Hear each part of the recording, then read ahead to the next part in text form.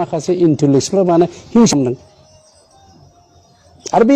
इन्टेलेक्सुवेलनि गथ'फ्रा जोंनि आन्दोलनाव इनभल्भ दंना गैयामोन आं कुइसन खालामहरो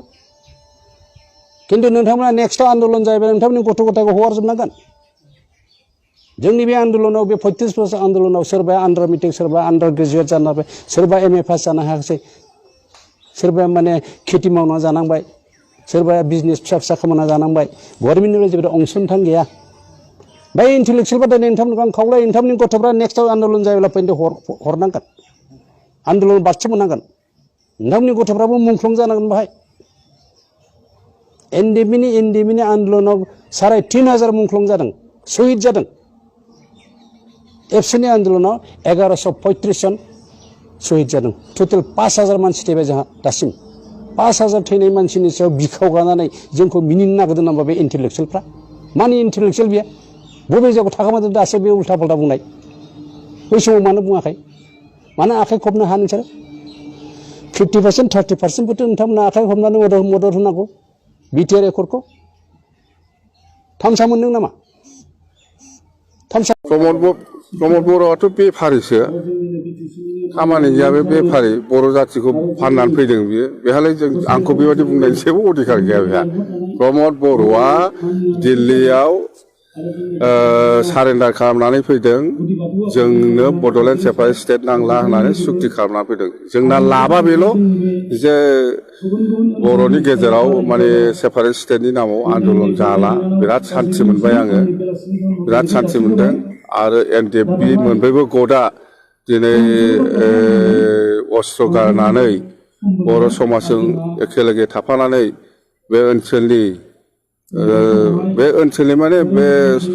बर' समाजजों गोरोबनानै खामानि मावलांनायनि जिथु सिन्था खालामनानै सान्थिनि सुक्ति खालामदों बेल' बिराद मोजां आरो एनडिएफबिजों जिथु जादों बेयो सान्थिनि सुक्ति बा एबसुजों जिथु जादों बेबो सान्थिनि सुक्तियानो जेबो गोदान जेबो जिनिस गैया खिन्थु प्रमद बर'आ बर' रायजो राजाफोरखौ लानानै बहुद बोसोर थगायबोबाय थादोंमोन दिनै नुजाबाय प्रमद बर'आ माने बर' रायजो राजाफोरखौ लानानै आन्दलन खालामनाया राजनितिनि थाखायसोमोन दिनै नुजाबाय मोनसे समाव बुंदोंमोन बियो प्रमद बर'आ बुंदोंमोन जे आङो एमसिएलए एम बा एमपि एमएलए जानो थाखाय आङो आन्दलन खालामाखै होनना बुंदोंमोन खिन्थु दिनै सुक्तिनि उनावनो सुक्तियाथ' जिर'खा बे सान्थि सुक्ति बियो मोनसे सुक्तिनि दारै गोदान जिनिस जेबो मोनाखै बरंस बिटिसिखौ माने बिटिसिनिफ्राय गामि दानख'नो हागोन होननानैसो सुक्ति खालामनानै फैदों सान्थि सुक्तिनि बादै जेबो जायाखै ओमफ्राय प्रमद बर'आ दिनै एबसुनि प्रेसिडेन्टखौ गारबाय पलिटिक्सआव फैनो नागिरदों फैथों गाज्रि नङा फैथों सिफ जानो नागिरदों खिन्थु प्रमद बर'आ जों बादि थासान्दियाव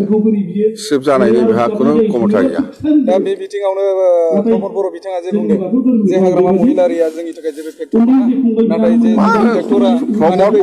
प्रमद बर'आ जोंजों इलेक्सन जुजिनाया दिनैनि थाखाय गोदान नङा खेबथाम जाबाय 15 बोसोरावबो बे जेननाय एबारबो जेनगोन प्रमद बर'आ राजनितियाव गोदान नङाथ' जों आगोलनिफ्रायनो बुंबोबाय थादों प्रमद बर'खौ जे बेयो इलेक्सनारिं बिनि आन्दलना इलेक्सनारिंसो बे दिनै जिथु इलेक्सन जागोन बियो गोदान नङा प्रमद बर'जों इलेक्सन जुजिनाया बेबायदिबा सार फैबाय थानाय समाव एनडिएफबिनि मोनब्रै फेक्सना बिपिएफ दलखौहाय समर्थन होगोन होननानै नोंथाङा सानो जोङो आपिल खालामदों जे फै जों जयैनो खामानि मावलांनि बियो जोंजों फैया बे एनडिएफबिनि खोथा बिस्रा आसल इस्युआ जाहैबाय केसा जोबनांगौ ओमफ्राय रिहाबिलिट जानांगौ बेखौ मावगोना सरकारा मावनांगौ आं बुंदों आसाम सरकार बा भारत सरकारखौ बेखौ थाबैनो मावनानै हो होननानै आं बुंदों आरो आं आपिल खालामदों दे एबार जोंहा ज' जानानै खामानि मावलायदिनि बेखिनिल' बिसोर फैया बे बेलेग खोथा खिन्थु आंहा आपिल खालामनांगौ खालामदों